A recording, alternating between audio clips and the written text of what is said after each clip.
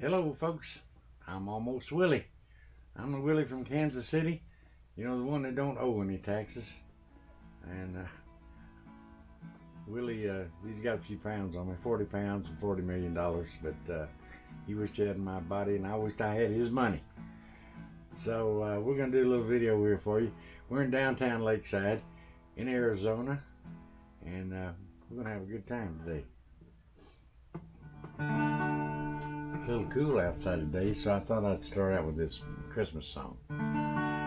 Pretty paper, pretty ribbons of blue, wrap your presents to your darling from you. Pretty pencils to write I love you. Pretty paper, pretty ribbons of blue. Crowded streets, busy feet hustle by him. Downtown shoppers, Christmas is nigh, and there he sits all alone on the sidewalk, hoping you won't pass him by. Should I stop? Better not, much too busy. You're in a hurry, how time does fly.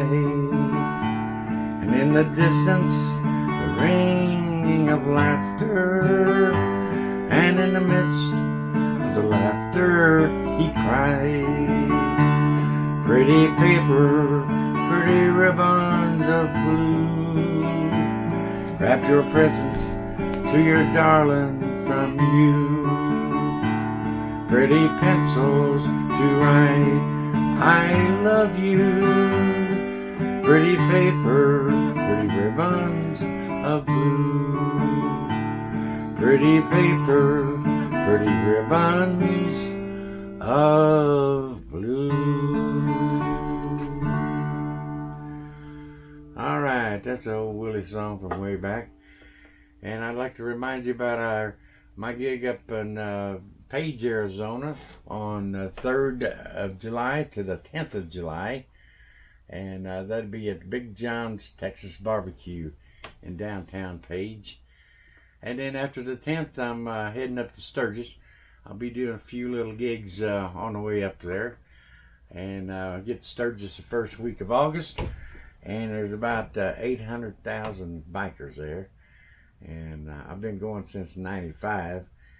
And it's a good place to go, even if you ain't got a bike. You know, if you're just going up there to look around and have a party. It's a party place. Okay, here's a song from Willie's movie, Electric Horseman. You know, that's when he was with Jane Fonda and he saved a horse. Anyway, it goes like this.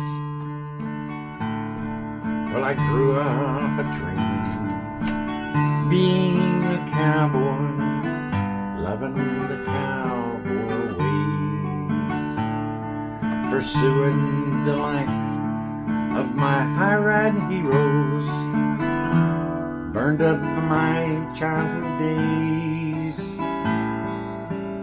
learned all the rules of a modern-day drifter.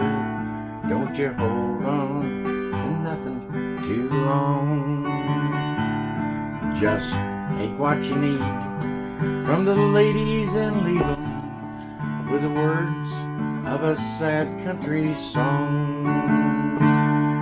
My heroes have always been cowboys, and they still are, it seems, sadly in search of one step in back of themselves and a slow-moving dream. Well, cowboys are special with their own brand of misery from being alone too long, to die in the night in the arms of a nightmare, knowing well that their best days are gone. Picking up bookers instead of my pen, I let the words of my youth fade away.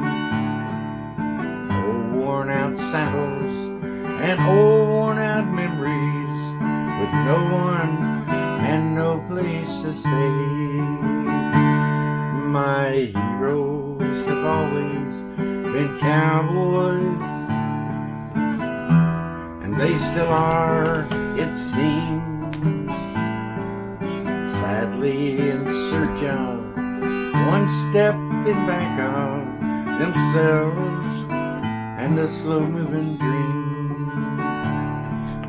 Sadly in search of one step in back of themselves and a slow-moving dream.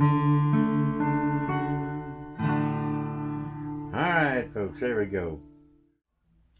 Yeah folks, I'm Almost Willie, and I hadn't always been Almost Willie. I was a funeral director for 15 years and a county coroner. So anyway, in '83 I quit the funeral business, started selling cars and growing a beard. So my wife said we was going to a country music bar for a Halloween party. She said, well, why don't you paint your beard white? I'll make some braids, sew them on a bandana. Go as Willie Nelson. I had to do everything she said anyway.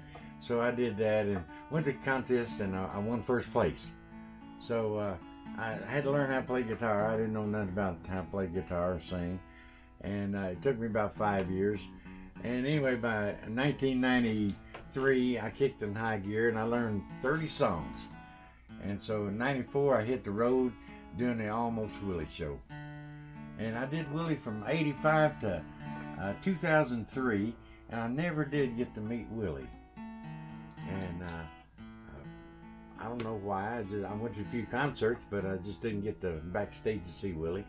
So I was in Kerrville, Texas in '03 in March, and my phone rang that afternoon. I picked it up. He says, Willie Nelson. He said, I know you're in the area. Can you come by the house tomorrow? I'd like to meet you. I said, oh, yes, sir. I'll be up there.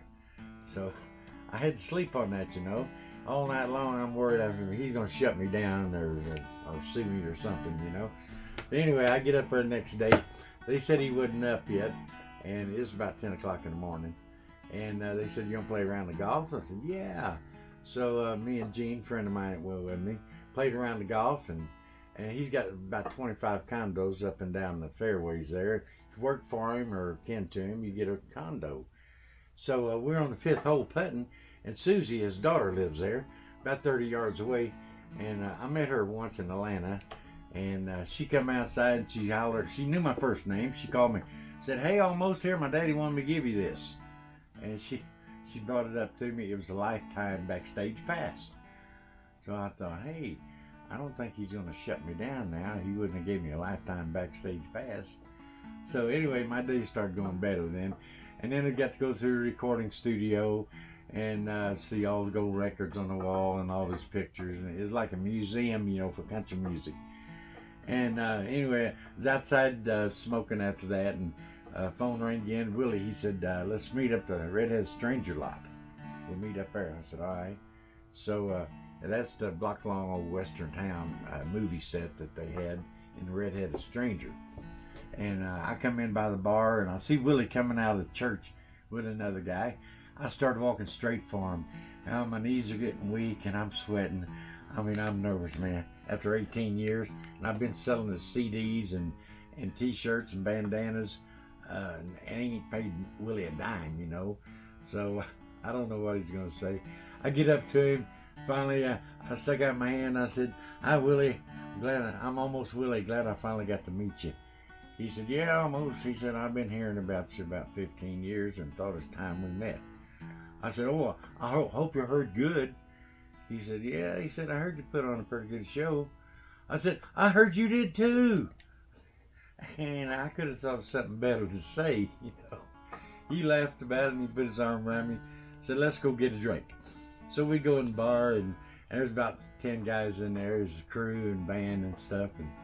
And we stayed in there all afternoon, telling jokes and stories. And then about 6:30, Willie turned to me and says, Almost?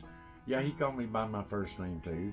He said, Almost, I got a gig in Austin tonight at Stubbs Barbecue. You want to go in there with us? I said, well, yeah. So we load up on the bus, drive about 25 miles into Austin. There's about 3,000 people behind Stubbs Barbecue there. waiting on Willie, and they parked the bus behind the stage there. It was about an hour before the show. Willie said, "Almost, you want to go out there in front of the stage and sign some autographs for me?" I said, "Well, yeah." So I get off the bus, and I'm all prepped up, you know, and they start running down to the stage. I get my Sharpie out, and I started signing ticket stubs. Almost Willie, almost Willie, almost Willie, almost Willie. And I signed about 200 ticket stubs. People didn't know the difference, you know. Probably until the next morning, they get home and the girl says, "Honey, what does this say?" And he looks at it and probably says, "Oh, that says Always Willie." Because I was scribbling, you couldn't tell what it was. So anyway, that was one of the best days of my life when I met Willie. Yeah. All right, thank you very much, folks. It's Almost Willie signing out.